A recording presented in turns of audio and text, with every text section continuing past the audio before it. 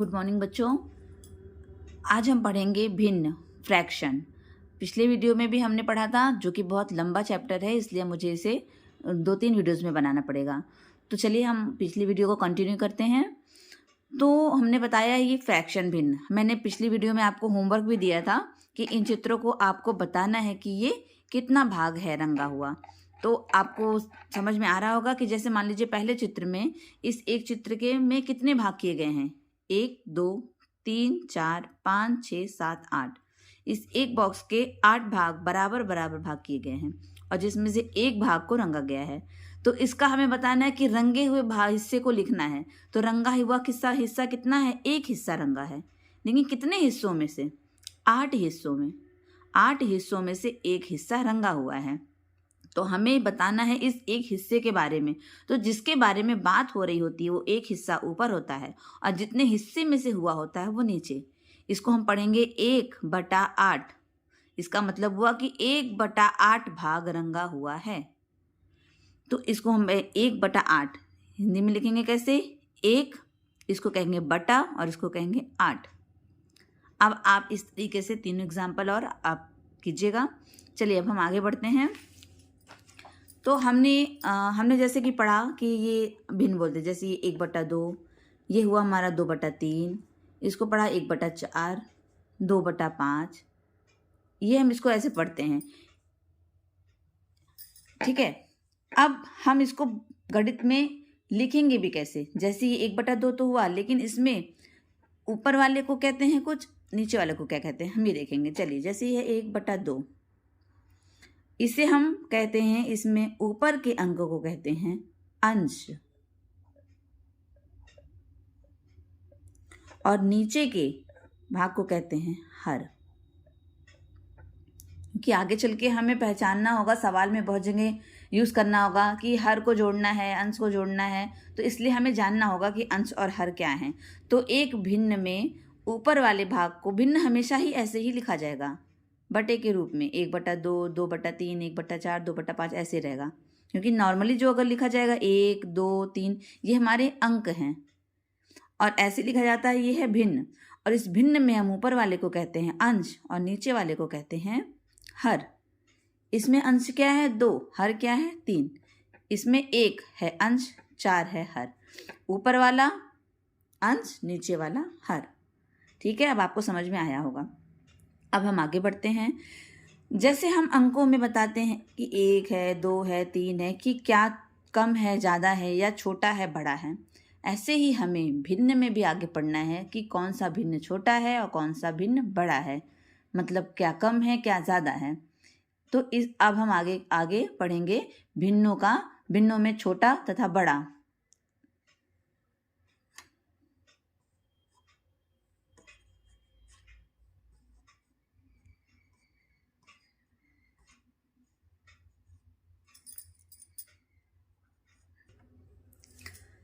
तो अब हम पढ़ेंगे भिन्नों की तुलना करना, मतलब छोटा तथा और बड़ा बताना कि भिन्नों में कौन है। अगर मान लीजिए हमारे पास कोई अंक है, ये है 1 और ये है 2, तो हम आराम से जान सकते हैं कि ये छोटा है और ये बड़ा है, ये कम है, ये ज़्यादा है। और छोटे बड़े का निशान भी आपको पहले बताया जा चुका है। तो अगर ये बड़ा है तो हम इसकी तरफ निशान लगाएंगे जिसका मुंह इधर से खुला रहेगा, और ये बंद वाला, तो ये हो गया बड़ा और ये हो गया छोटा। जैसे हमने मान लीजिए ये लिखा 13 और इधर लिख दिया 10, तो आप जानते हैं कि ये 10 है, ये 13 है, ये ज़्यादा है, ये बड़ा है, तो निशान ऐसा लगेगा। ऐसे ही हम भिन्न में जाते हैं, लेकिन उससे पहले हमें समझना होगा कि मान लीजिए कि 2 बच्चे हैं, इन्हें गणित में परीक्षा हुआ, गणित का एग्ज़ाम का नंबर आया जिसमें इनको मिला 50 में से 40, ठीक है, और इनको मिला 100 में से 80। तो क्या आप बता सकते हैं कि किसे ज़्यादा मिला और किसे कम मिला? जोड़ घटा के तो हम बता सकते हैं कि किसे ज़्यादा मिला और किसे कम मिला, लेकिन जब तक हमें ये नहीं पता होगा कि दोनों को 50 में से मिला होता, तब शायद हमें तुलना करना आसान होता कि किसे ज़्यादा मिला या किसे कम। या दोनों को 100 में से मिला होता तो भी हम बता सकते कि शायद इसे ज़्यादा मिला या इसे ज़्यादा मिला।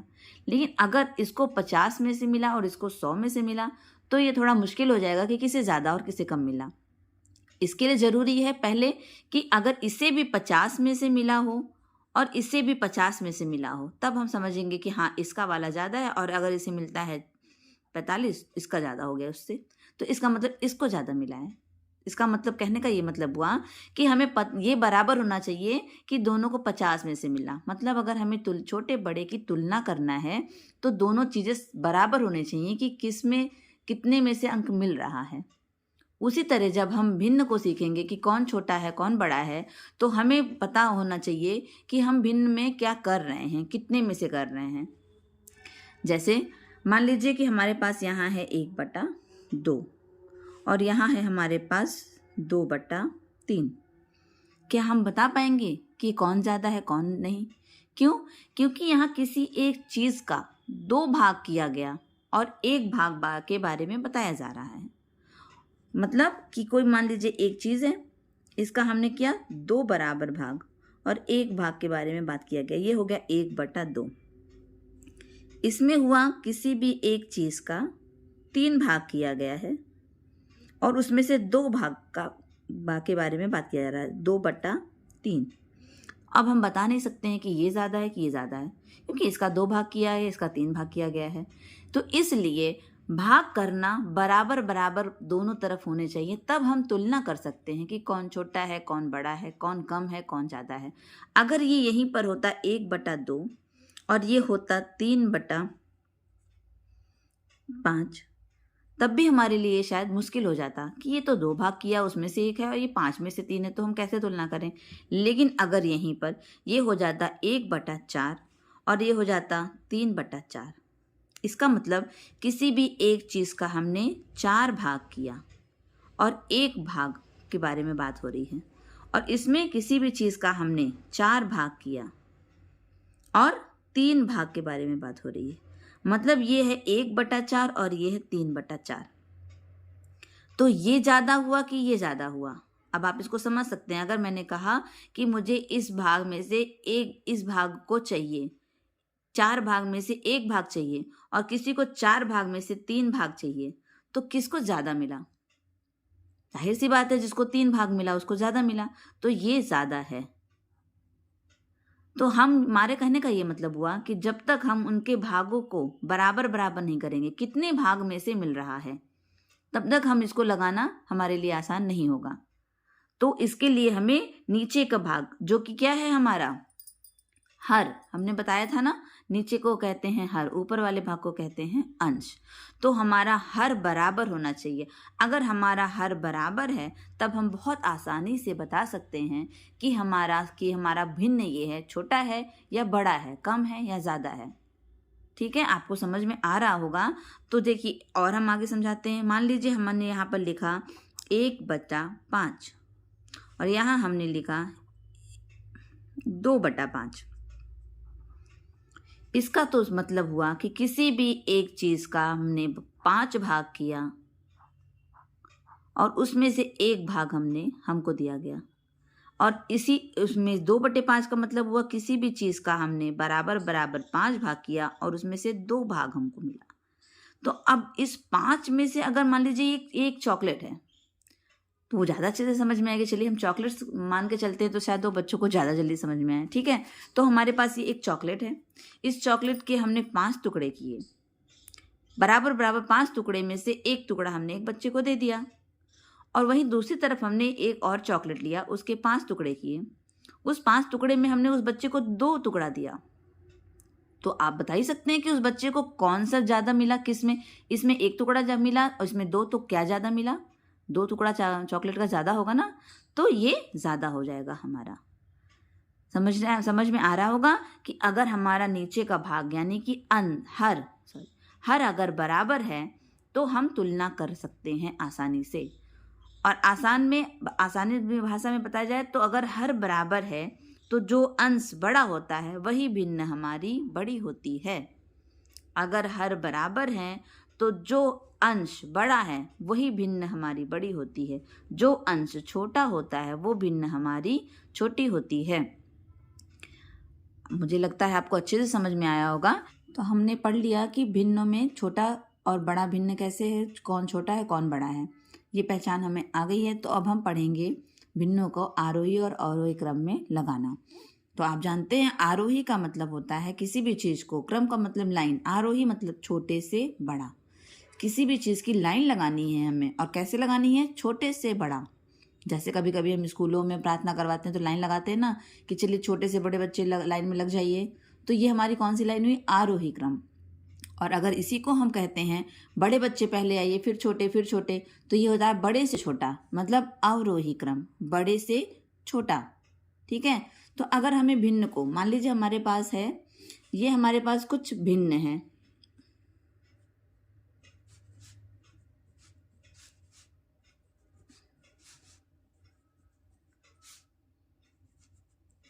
ठीक है, ये हमारे पास 5 भिन्न हैं। पढ़ेंगे क्या? 1/6, 2/6, 3/6, 6/6 और 4/6। ठीक है, ऐसा हमने पढ़ लिया इसको। अब हमें कहा गया है कि इसे हमें एक क्रम में, लाइन में लगाना है। कौन से क्रम में लगाना है? आरोही क्रम में। ठीक है, आरोही क्रम में हमें लगाना है। तो हमने पहले बताया था आपको कि हमें किसी भी चीज़ की तुलना करनी है या छोटा बताना है कि इसमें से कौन छोटा है कौन बड़ा, तो हमें सबसे पहले वो बराबर में होने चाहिए, तभी तो हम तुलना करेंगे कि हाँ ये छोटा है कि ये बड़ा है। मतलब हर हमारे बराबर, तभी हम बता सकते हैं कि ये छोटा है या बड़ा है। तो जैसे इसके हर देखिए, इसमें भी हर है, ये अंश ये हर, तो ये 6 बराबर है। अंश और ये हर 6, इन सब के हर बराबर है, मतलब 6। हर एक चीज़ कितने भागों में बटी है? 6 भाग में। ये भी 6 भाग में बटी है, ये भी, ये और ये सब 6 भागों में बटे हुए हैं। अब इस 6 भाग में से इस एक भाग के बारे में बात कहा जा रहा है, इसमें 6 में से 2 के बारे में कहा जा रहा है, इसमें 6 में से 3, इसमें 6 में 6 और इसमें 6 में से 4। तो अब हमें बताना है कि इसमें छोटा कौन है और बड़ा कौन है। पहले छोटा, फिर उससे बड़ा, फिर उससे बड़ा, फिर उससे बड़ा। तो समझ लीजिए कि हमने किसी भी एक चीज़ का 6 भाग किया। सपोज कीजिए कि हमारे पास एक सेब है, ठीक है, तो उस सेब का, ये है हमारे पास एक सेब, ठीक। अब इस सेब का हमने कितना भाग किया है? 6। ये हो गया हमारे पास इस सेब का 6 बराबर भाग, 1 2 3 4 5 और 6 भाग कर दिया। सब में 6 भाग है ना। अब इस पहले वाले का मतलब हुआ 1/6 का कि इस सेब का 1 भाग, इसका मतलब हुआ इस सेब का 2 भाग। 3/6 का मतलब हुआ कि इस एक 6 भाग में से 3 भाग, इस पूरे सेब के 6 भाग में से 3 भाग। इसका मतलब हुआ कि इस 6 भाग में से 6 भाग, और इसका मतलब हुआ कि 4 भाग, इस 6 भाग का 4 भाग। ठीक है, तो अब आप बताइए कि क्या ज़्यादा होगा? 1 भाग ज़्यादा होगा 6 में से, अगर किसी को मिलता है 1 भाग वो ज़्यादा मिला, या इस 6 भाग में से 2 भाग मिलता है वो ज़्यादा मिला, 3 मिला तो ज़्यादा मिला, या 4 मिला तो ज़्यादा मिला, या पूरे 6 मिल गए तो ज़्यादा। तो जाहिर सी बात है जिसको पूरे 6 मिले हैं वो उसे पूरा पूरा सेब मिला है ना, तो उसे ज़्यादा मिला। उसके बाद किसको 4 मिले वो उसके बाद हुआ, फिर 3 मिला वो उसके बाद, फिर 2, और सबसे कम हमें 1 भाग मिला है। तो सबसे छोटा हमारा कौन सा भाग होगा? सबसे कम 1। हमें इस 6 में से जिसको भी 1 भाग मिला है उसे ही सबसे कम मिला है। इससे ज़्यादा कितना हुआ? इससे ज़्यादा मतलब इससे बड़ा 2 भाग, जिसको भी इस सेब का 2 भाग मिला वो उससे ज़्यादा। फिर उससे ज़्यादा क्या हुआ? जिसको 3 भाग मिला। फिर उससे ज़्यादा क्या हुआ? 4 भाग वाला 6 भाग में से। और सबसे ज़्यादा किसे मिला? जिससे इस 6 के भाग में से 6 भाग मिल गए हैं। ये हमारा हुआ भिन्न का आरोही क्रम, मतलब किस भिन्न को छोटे से बड़े क्रम में लगाना, लाइन में लगाना। आई होप आपको समझ में आ गया होगा। अब इसी तरह हम भिन्नों का अवरोही क्रम, जब आपको आरोही समझ में आ गया तो अवरोही भी समझ में आ जाएगा, जस्ट इसका उल्टा। इसी को उल्टा कर देते हैं, मतलब पहले हम बड़े को लगाते हैं फिर छोटे को। तो इसमें इसी अगर हम इसी को लेकर चलते हैं तो आप बताइए कि सबसे ज़्यादा, सबसे जो बड़ा है कौन सा है? सबसे ज़्यादा भाग, ये पूरा जिसको 6 मिला ना, तो इसमें उसी का उल्टा हो जाता है। तो सबसे बड़ा भाग हो जाएगा पहले, फिर इससे कम, ये ज़्यादा है, इसके साथ साथ इसका निशान भी उल्टा हो जाता है। ये इससे ज़्यादा है, ये इससे ज़्यादा है, लेकिन इसमें क्या है? ये सबसे ज़्यादा है। इससे कम क्या आ जाएगा? 4/6। उससे कम 3/6, उससे कम 2/6, और सबसे कम आ जाएगा हमारा 1/6। समझ में आपको आ गया होगा। ये हमारा है भिन्न का अवरोही क्रम और ये है हमारा भिन्नों का आरोही क्रम। ये छोटे से बड़ा और ये बड़े से छोटा। बस आपको ध्यान रखना है कि हमें किसी भी चीज़ की तुलना करने के लिए हर बराबर होना चाहिए, तभी हम आसानी से उसकी तुलना कर सकेंगे। अगर आपको ये भाग समझ में आ गया होगा तो आप इसकी प्रैक्टिस करिएगा, आपको अच्छे से आ जाएगा। अब इसके आगे की चीज़ हम अगले वीडियो में पढ़ाएंगे। Thank you.